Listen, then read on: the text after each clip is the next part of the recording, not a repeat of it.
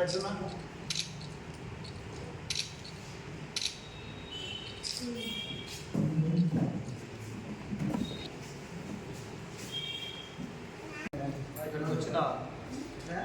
Media మిత్రులు అన్నగారికి మరియు నా దళిత సోదరులకు ఉదయ నమస్కారంతో జేబీ తెలుపుకుంటున్నాను. నా పేరు తాళ్ళపాక వినోద్ కుమార్, రాష్ట్ర మాల మహానాడు రామాజీ మానేల్ వర్గంలో రాష్ట్ర అధ్యక్షునిగా పనిచేస్తున్నాను. ఈనాడు కడప పట్టణం నందు ప్రెస్ మీట్ ఎందుకు పెడుతున్నామంటే, రామాజీ ఇమానియల్ వర్గంలో రాష్ట్రం మొత్తాన నూతన కమిటీ వేయాలనే భావంతో ముందుకు పోతున్నాము. ప్రతి జిల్లాలో, ప్రతి మండలాలలో, ప్రతి విలేజ్లలో ఊరూరా తిరిగి మాల మహానాడు నూతన కమిటీలు వేసి మాల మహానాడు రామాజీ వర్గం శక్తివంతంగా పనిచేసే విధంగా మేము కృషి చేయాలని చూస్తున్నాము. అంతేకాకుండా ఈ జిల్లాలో అయితే ఏమి మరియు రాష్ట్రంలో అయితే ఏమి ఎక్కడ మా దళితులపైన దాడి జరిగినా మొదటిగా స్పందించేది రామాజీ మానేల్ గారి వర్గం. దానికి మేము ఎంతగానో గర్వపడుతున్నాము. రాబోయే కాలంలో కూడా ఎవరి సమస్య, ఏ సమస్య అయినా ఎవరితోనైనా మేము పెట్టుకునేదానికి, సమస్యతో ఎదురొడ్డి పోరాడడానికి మేము సిద్ధంగా ఉన్నాము. కాబట్టి నా దళిత అన్నదమ్ములు ఎవరు కానీ మీకు సమస్య వచ్చినప్పుడు భయపడద్దు, మేము మీ వెంట ఉంటాము. ఎటువంటి సమయం మా దృష్టికి తేవాల్సిందిగా కోరుచున్నాము. అందులో భాగంగా ఈరోజు రాయలసీమ మహిళా అధ్యక్షురాలుగా బండి నీతు గారిని ఎన్నుకోవడం జరుగుతుంది. బండి నీతు గారిని రాయలసీమ మహిళా అధ్యక్షురాలుగా ఎన్నుకుంటున్నాము.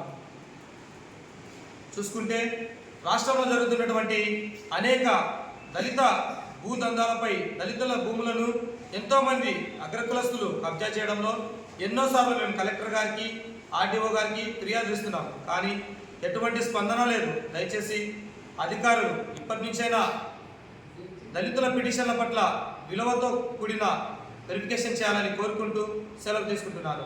జై భీమ్. అందరికీ జై భీమ్. ఈరోజు ఈ రాష్ట్ర మాల మహానాడు మహిళా నూతన కమిటీకి ఆహ్వానించిన నా దళిత సోదరులందరికీ దళిత ఉద్యమ నమస్కారాలు తెలియజేసుకుంటూ, అలాగే ఇక్కడికి వచ్చిన ప్రింట్ మీడియా, ఎలక్ట్రానిక్ మీడియా మిత్రులకు కూడా నా దళిత ఉద్యమ నమస్కారములు. ఈరోజు రాష్ట్రంలో అయితేనేమి, దేశంలో అయితేనేమి దళిత బడుగు బలహీన వర్గాలకు చెందాల్సిన రిజర్వేషన్లు పక్కదారి పడుతున్నాయి. ఎందుకంటే భారత రాజ్యాంగం ప్రకారము ఏదైతే అంబేద్కర్ గారు మాకు రిజర్వేషన్లు కల్పించినారో, భూమి మీద కానీ, రూముల మీద కానీ, ఉద్యోగాలలో కానీ, ఒక ఏ దాంట్లో అయినా సరే మాకు ఏవైతే కల్పించినాడో అవన్నీ ఈరోజు దుర్వినియోగం అవుతున్నాయి. ఎక్కడ అధికారులు దాని గురించి పట్టించుకోవడం లేదు. ఎన్నిసార్లు ఫిర్యాదు చేసినా ఒక దళితుడిచ్చిన ఫిర్యాదు అనే ఒక నిర్లక్ష్యం కారణంగా ఈరోజు మేము వెనకబడిపోతున్నాం. ఎందుకంటే ఇక్కడనే కడప పట్టణంలో నడిబొడ్డున ఇక్కడ మొత్తం జిల్లా అధికారులంతా ఇక్కడే ఉన్నారు. కలెక్టర్ గారు, ఎస్పీ గారు, జెడ్పీ సిఇఓ గారు, మొత్తం అందరి అధికారులు ఇక్కడే ఉన్నారు. ఒక హెడ్ క్వార్టర్ ఇది. ఎమ్మెల్యే గారు కూడా ఇక్కడనే నివాసం ఉంటున్నారు. అయితే ఇక్కడ అధికారులు, జెడ్పీ సిఇఓ గారు జెడ్పీకి సంబంధించిన ప్రభుత్వ రూములు ఒక టెండర్ పద్ధతిన కాకుండా, ఒక నోటీస్ ఇవ్వకుండా, ఒక దళిత బడుగు బలహీన వర్గాలకు చెందవలసిన రిజర్వేషన్లు అమలు చేయకుండా దౌర్జన్యంగా వాళ్ళ ఇష్టానుసారంగా ఒక బీరం సీతారెడ్డి అనే వ్యక్తికి ఈ రూములు కేటాయించడం జరిగింది. మామూలుగా అయితే చట్ట ప్రకారం అయితే దళితుడు అంటరాని వాళ్ళుగా కావడానికి ఏమంటే ఈరోజు ఆర్థిక పరిస్థితి, ఆ ఆర్థిక పరిస్థితి ఉంటే దళితుడు ఎప్పుడైతే ఆర్థికంగా ఎదుగుతాడో అప్పుడే అంటరానితనం పోతుంది అనేది అంబేద్కర్ గారి సిద్ధాంతం. అలాంటి సిద్ధాంతం ప్రకారమే మాకు రిజర్వేషన్ కల్పించినాడు. ఆ ప్రకారం చేయకుండా ఇక్కడ రిజర్వేషన్లను పూర్తిగా అణిచివేసే దిశగా ఈరోజు ఇక్కడ భారత రాజ్యాంగానికి విరుద్ధంగా ఇక్కడ జరిగింది. ఆ శ్రీధరెడ్డికి ఇవ్వడం కూడా, విద్యాసంస్థలకు ఇవ్వడం కూడా అది భారత రాజ్యాంగ విరుద్ధమైనది. వీళ్ళ మీద చట్టపరమైన వీళ్ళ పోక్సో కేసు పెట్టా కానీ పాపం లేదు వీళ్ళ మీద. ఎందుకంటే ఒక అధికారి CEO అయ్యింది కూడా కనీసం టెండర్ పద్ధతి కాకుండా మీరు ఎవరిని అడిగినా చెప్తారు, చిన్న పిల్లల్ని అడిగినా చెప్తారు టెండర్ ఇవ్వాలనేది. మాకు ఆర్థికంగా ఎదిగేదానికి మాకు అక్కడ రూములలో రిజర్వేషన్ కల్పించే భారత రాజ్యాంగం, ఆ రాజ్యాంగాన్ని మార్పు చేసే ఉద్దేశంగా ఇక్కడ అధికారులు వ్యవహరించినారు. మీడియా మిత్రులకు దండబెట్టి చెప్తాను నేను, మీరు పోయి CEO గారిని అడగండి, డిప్యూటీ CEO గారిని అడగండి, కలెక్టర్ గారిని అడగండి, ఎమ్మెల్యే గారిని అడగండి, ఏమని మేడం దళితులకు అక్కడ ఉన్నాయా లేదా రిజర్వేషన్ ఆ రూములు, మరి టెండర్ పద్ధతిని జరగలేదంటున్నారు దళిత ప్రజా సంఘ నాయకులు, మరి ఏమి అని అడగండి. మేడంతో మేము కూడా వస్తాము, మేడంతో కలిసి అక్కడ ఉద్యమాన్ని కూడా మేము సిద్ధంగా ఉన్నాం. మేడం ప్రెసిడెంట్కి వాళ్ళని ఎంతబడే SC/ST act section 4 deputy CEO మీద ఏ CEO అయితే ఆ రోజు వాళ్ళకి కేటాయించారో వాళ్ళ మీద కేసు పెట్టాల్సిన అవసరం ఉంది.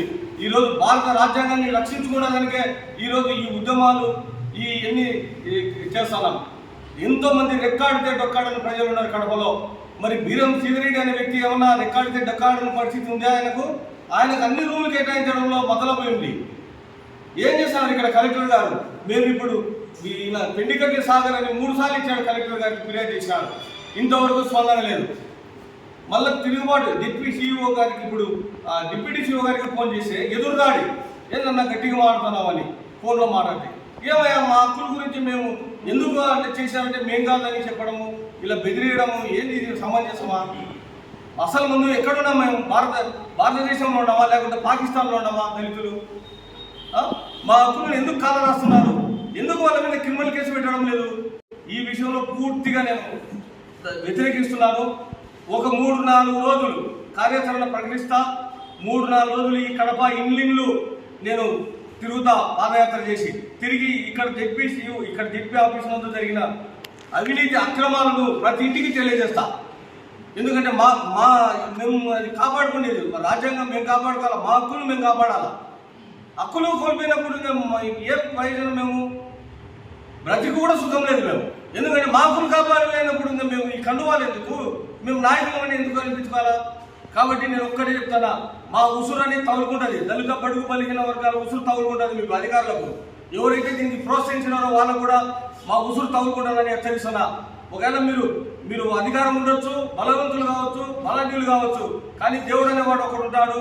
ఆయన కూడా మీరు భయపడాల్సింది వస్తుంది, ఆయన కూడా జవాబు చెప్పుకోవాల్సింది వస్తుంది. అందరికీ మీరు కూడా మీడియా మిత్రులు మరీ ఒకసారి చెప్తున్నాను, మీరు అధికారంలో పోయి మీరు కూడా మేము చెప్పిన మాటలు వాళ్ళతో కూడా వివరం తీసుకోండి.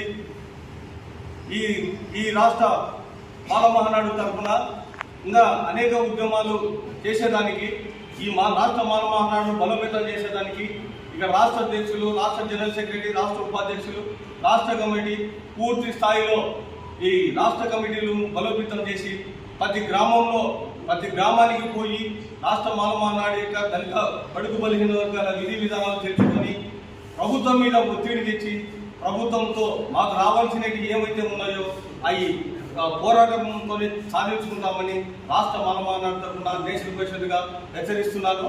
అలాగే ఈ రాష్ట్ర మాల మహానాడు రాష్ట్రాలుగా బండి నీతు గారిని ఏకగ్రీవంగా ఎన్నుకోవడం జరిగింది. ఆమెకు ఈ రాష్ట్ర మాల మహానాడు తరఫున శుభాకాంక్షలు తెలియజేసుకుంటూ దళిత ఉద్యమ నమస్కారంతో జై భీమ్.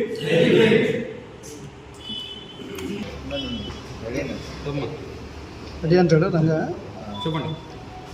నా పేరు బండి నీతి. నేను రాష్ట్ర మాల మహానాడులో గత కొన్ని రోజులుగా ఆలగడ్డ మండల అధ్యక్షురాలిగా పనిచేశాను.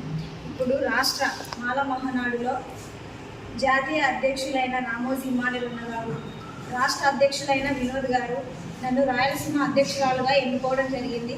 వారు నా మీద పెట్టుకున్న నమ్మకం, నాకు ఇచ్చిన ఆత్మాభిమానంతో నేను ఇక్కడ నుండి మహిళలకు ఏమైనా జరిగినా కూడా, లేదా ఇప్పుడు జరుగుతున్న చాలా ఊళ్ళలో ఎక్కడ చూసినా కూడా చిన్నపిల్లల పైన అత్యాచారం జరగడం చాలా ఎక్కువైంది. దీనిపైన ఎవ్వరు కూడా స్పందించడం అనేది చాలా తక్కువైంది.